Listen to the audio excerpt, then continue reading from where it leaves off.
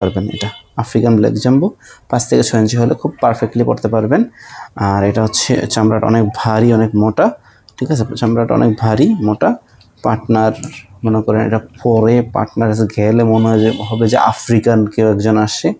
তো যাদের পার্টনাররা আসলে একটু মোটা চায়, একটু একটু ডিফারেন্ট চায়, স্পেশাল চায়, আসলে পার্টনার এটা তো আসলে একটা মানে একটু নতুনত্বের জিনিস, মানে একটা আনন্দের জিনিস, একটা মজার জিনিস, একটু এনজয়ের জিনিস।